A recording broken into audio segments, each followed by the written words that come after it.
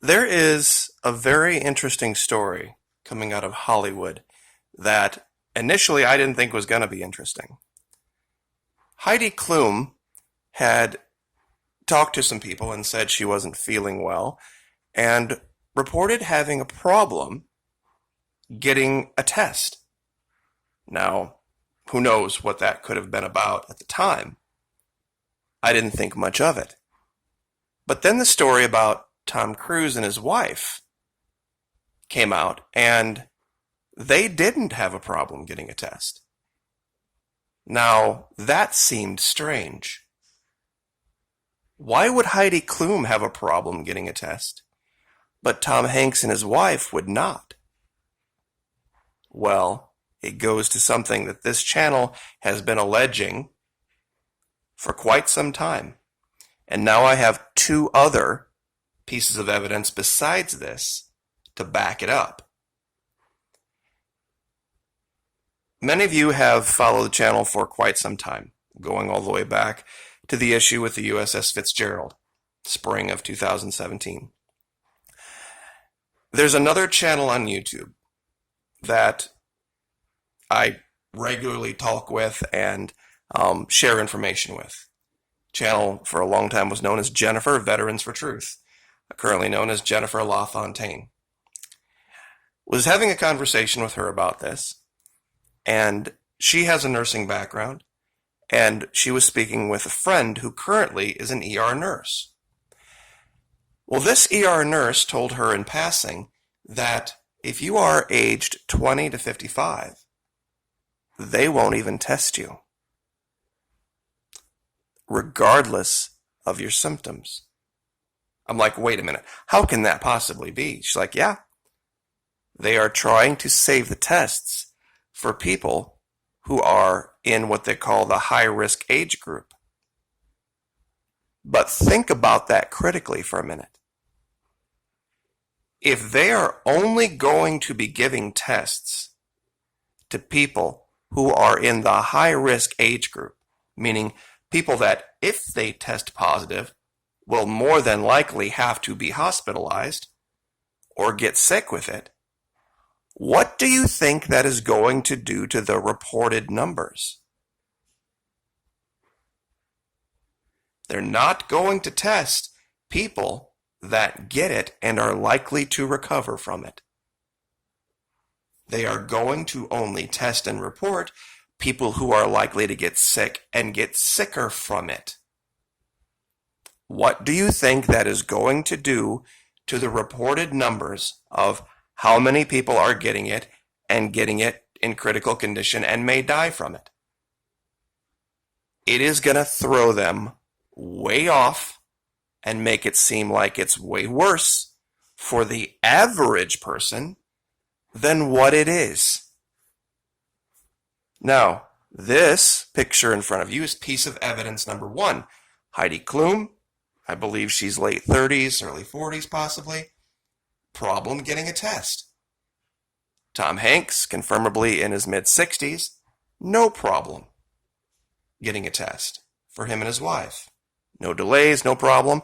She had to raise holy hell. She was home, sick with a fever, not feeling good, had a problem getting a test. This guy, no problem at all. In fact, he's even reporting feeling better and recovering. Now, what's my other evidence for this? USA Today. This is a report from today. Give it 1 second to load here.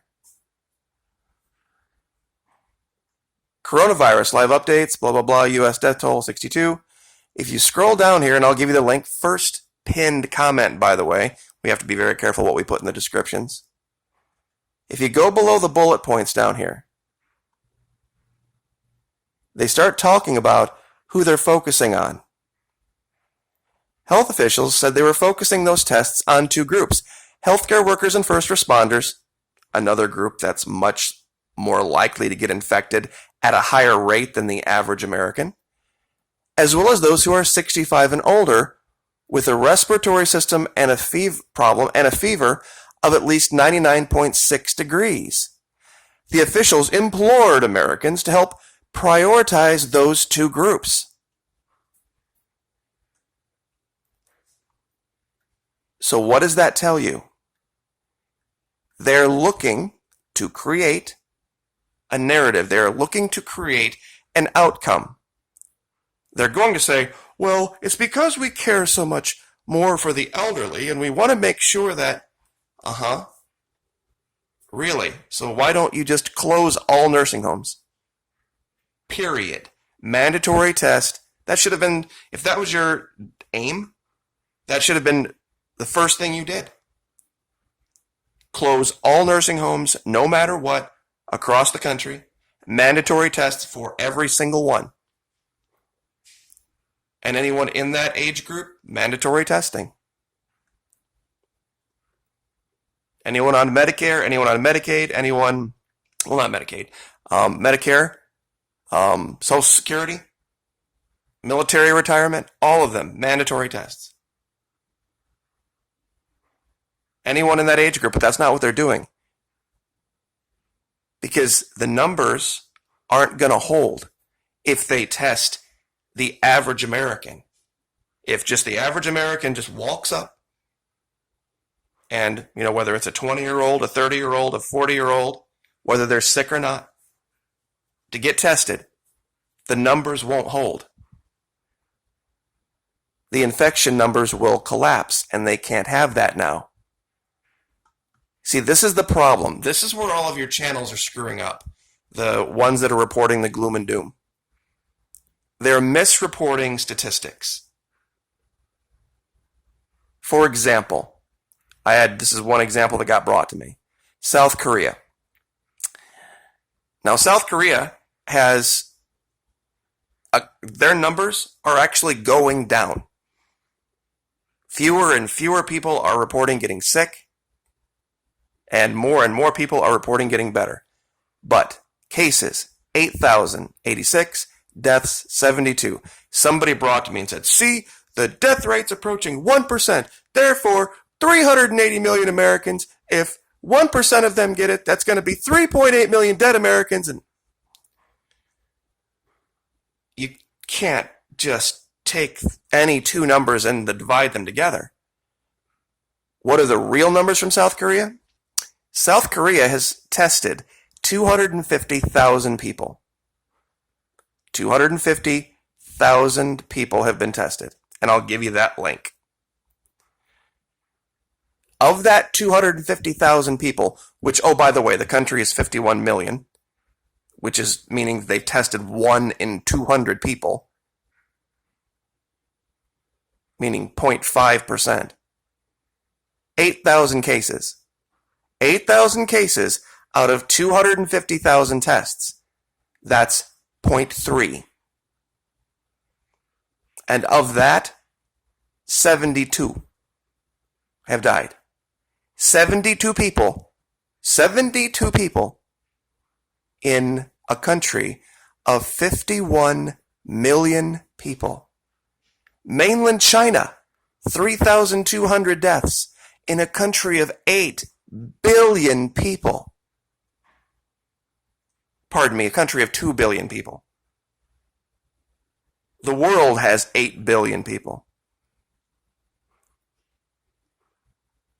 And when we look at these numbers, this started, if you want to look at this on a world scale or a US scale, however you look at it, it's a nothing burger. If you look at it on a world scale, it started in November. The first reports of this were in November in China. So November, December, January, February, March. 5 months. In 5 months, 7,000 people had died. 6,500 people have died. In 5 months. H1N1 worldwide killed an order of magnitude times 10 in the same time period. In the same time period. Let's look at those numbers again. April 12, 2009, April 10, 2010. Just in the US alone, 12,469 people died. Low-end estimate for that 1 year period, 151,000 people died from H1N1. That's the low-end estimate. The high end was up around 575,000. So if you split the difference there, 300,000-ish people died. So over a 5-month period, what would that have been? 150,000 people. Versus what? 6,500? Not even close. Not even close. Another person brought to me this, things have doubled every day since. No, they haven't. Then he tried to change his comment and said, doubled every 4 days. Okay, fine. That's still wrong. That is still incorrect. These are the numbers from 7 March.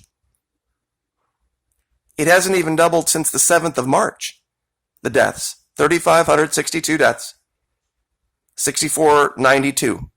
When you see 7,124, that's when they'll have doubled the deaths.